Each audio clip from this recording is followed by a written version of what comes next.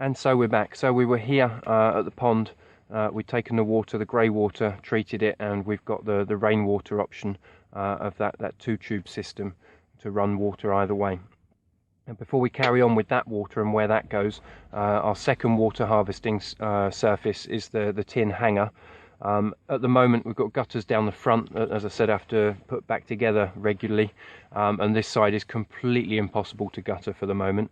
So as it stands, we've got water tanks here that collect us water for the vegetable garden, which is here, and then all the overflow for that comes in a pipe and into a swale that heads the garden here. And that keeps us put some of that water into value instead of it just draining off here onto the track. The end deal will be that I'm going to put water tanks upstairs in that building. Here, as I said earlier, we've got chickens in there at the moment. They're still there. We threw them in there when we took on the property because it was just somewhere convenient to put the chickens. It was built, it was in stone, it got a door on it. It just needed a bit of wire putting on the holes at the bottom of the door, and the chickens ran free range for a while until we started putting the veg garden in. And then they had to be fenced off. And at that point, we still didn't know what we were doing. We knew we got to redo the roof, but we hadn't done the design yet. We were still thinking about it. We were still observing. All we knew was that's the only sunny spot, so we knew we could put the garden there, even though we have redesigned the garden since. And this area here started off by fencing off one block, and it became one of those nightmare, badly evolving systems where then the chickens ate all the grass and it became desert land, which I knew about anyway because I've already gone through that in the past. And then I added another bit to it, and then another bit, and now it's all badly designed. So at some point that's all going to come down, which is a shame because I took the trouble to dig trenches and bury the wire so the chickens didn't dig out and get in the garden. So this is going to become duck land. At the moment it's chicken land, and what I do at the moment is I bring in mulch. I throw in enormous amounts of mulch into this first park because they stripped it bare, and I come in with my wheelbarrow and I wend my way down through these trees because there's some elderflower and there's 2 or 3 plum trees here as well. It's quite a difficult route, and I struggle down with my wheelbarrow to collect nice processed mulch that's against the fence here, and then bring it back out and come back down to the garden. And we're going to change that around. That's all going to migrate over to here, and this is going to become duck world because we've got Indian runner ducks on the property, and as they do a great job of collecting slugs, but they do sometimes come and eat a few lettuces and cabbages and stuff like that. So I'm going to put them onto a timed system where they will have a nice space to live. I'll be able to collect some rainwater and set them up a little swimming basin here, and have runoff water from here go into that swimming basin. They'll get that water nice and dirty for me, and then I'll pipe that down to the garden as well. And then here I'll be able to change them from one park to the other, but they won't stay in there all day like the chickens do. The idea will be to come in, let them out in the morning. They'll live in their world. They'll have a swim. They'll eat some grass here or some grass here, depending on which park is open, and they'll sort of paddle around in their muddy bits here. And then about 4 o'clock, when the shadows start coming across the land and the slugs start coming out, I'll let them out, let them have a run round for a couple of hours, and then they'll come back in of their own accord, which means that if they come out when the slugs are coming out, they'll go for the slugs, whereas if they come out all day while the slugs are hiding, they tend to go for the lettuces and the cabbages. So that's using timing strategically so that the animals do the job we want them to do in the ecosystem without overstepping the limits and causing problems. Now the chickens is a completely different matter. As I said, we use them for processing mulch, and that's something I've been practicing for over 10 years now, with huge success. So what we're going to do is we're going to bring the chickens here.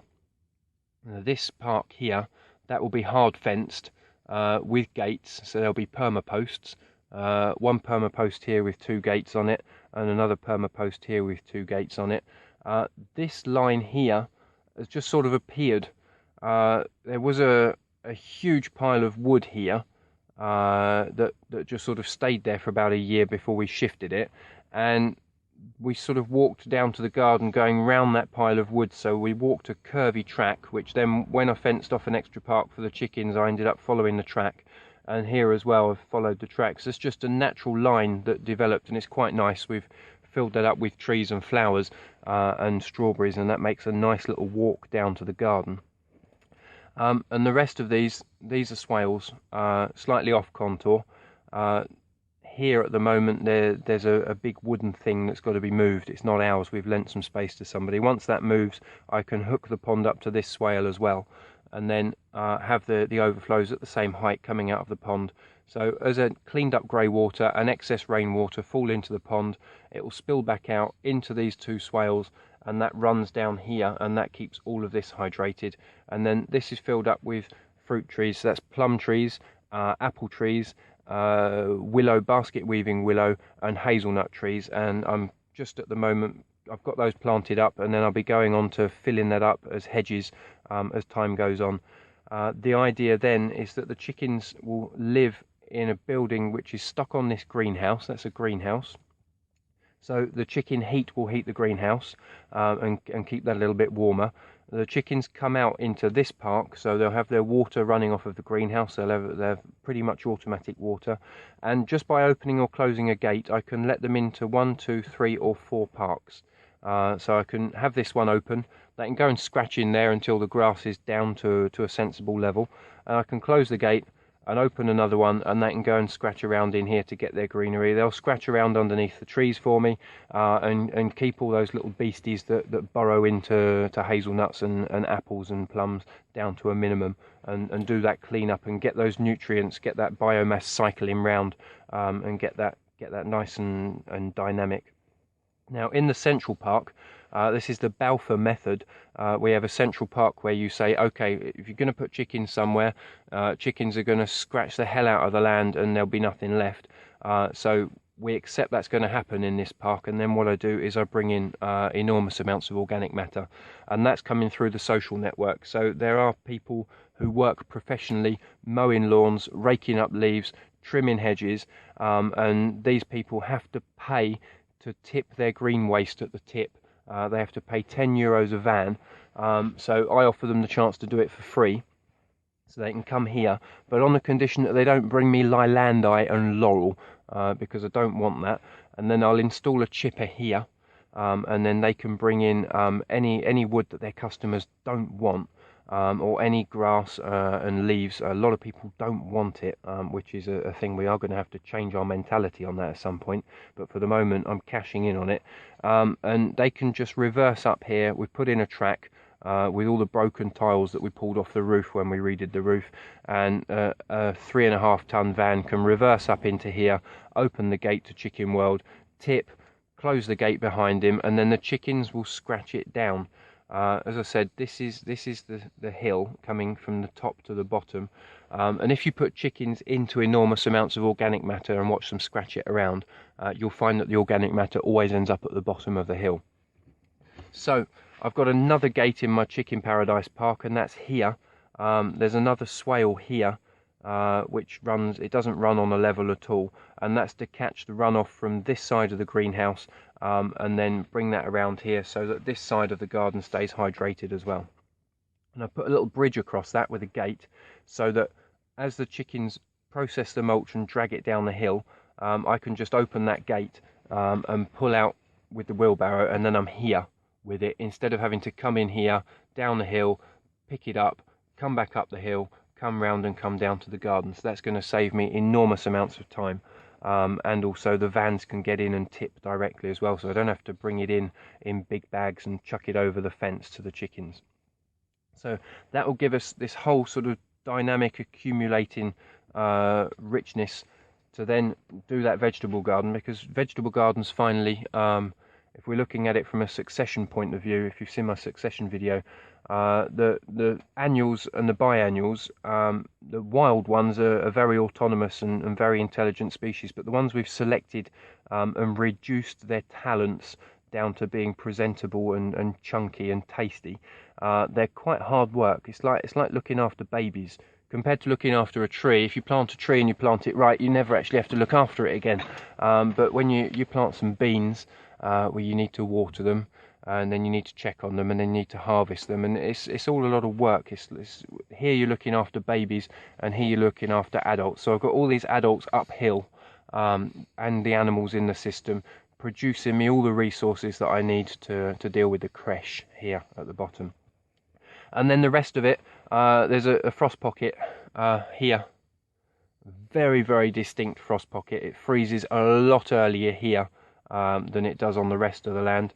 And my microclimate in front of the house here stays out of the frost a month longer than here at the beginning and at the end of the season. We did do some gardening down here. We did do some gardening over here as well.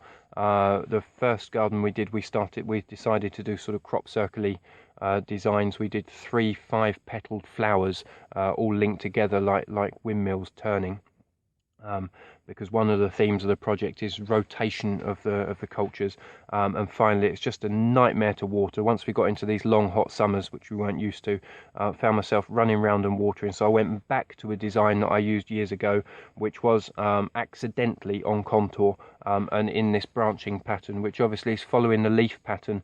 So the main energy in and out of this is me running around with mulch and watering cans, bringing in energy and pulling out energy. So we followed that leaf branching pattern with a central stem and the branching off either side.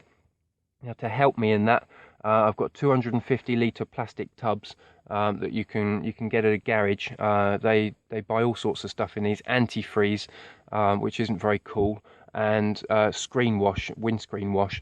You can go to a garage, mechanic's garage, and ask him to put those barrels aside for you, and then you do have to rinse them out thoroughly. So take them to the jet wash in front of the supermarket where they've got those tanks for taking all that dirty soapy water. Give them a good wash out, and then leave them open for a year until the smell goes away before I start using them on the garden. And the idea there is 1, 2, 3. They're set on the hill, so I have my pipe coming from my tanks here, from my header tanks into the first tub, and then the overflow from the first tub runs down in a hose pipe to the second tub, and the overflow from the second tub runs down the hill into the third tub. So I can turn that on. The first tub will fill up, the second tub will fill up, and the third tub will fill up, and then I can start at the bottom. Once the third tub's full, I can throw my watering cans in there, 2 watering cans. I can plunge them in. I don't have to stand in front of the tap watching the watering cans fill up. That drives me completely around the twist. And then I just plunge them in 2 seconds. I've got 20 litres of water, 10 in each hand, and I can go and water here, and I can go and water here. And when that one's run out, because I actually pull the water out faster than it comes in, I can come up the hill, and this one's full up. And so I'll start emptying this one, and then I'll start emptying this one, and then my watering's done. So I can get my watering when we're in drought time and I need to really water stuff heavily. I can get my watering done in about an hour, and always carrying water downhill and coming back up with the water cans empty. You don't want to be having your water downhill, filling your water cans and walking back uphill. It starts getting quite tiring. Okay, well that's about it for the homemaker. There is quite a bit in there. In this frost pocket we've planted some trees, done a bit of gilding around the bottom of the trees, grown some potatoes around them and stuff like that, but you do have to really wait until the frosts are definitely gone. So we're talking really the end of May, beginning of June. Some big trees here already. It's another play area for the kids. When they get a bit bigger, we'll put some tree houses up there. It's really, really high, but you can actually climb up the chestnut tree here, and when you get right to the top of it, there's branches of the oak tree here, and you can walk across from one tree to the other. It's Ewok village up there, so we'll be doing something nice up there. And obviously finishing the house, which now we've got to the point where we're going to have to put the farm in place to make the money to finish the house. So that's where we are in our project. Next video will be the association's design on the other side of the road. See you in a minute.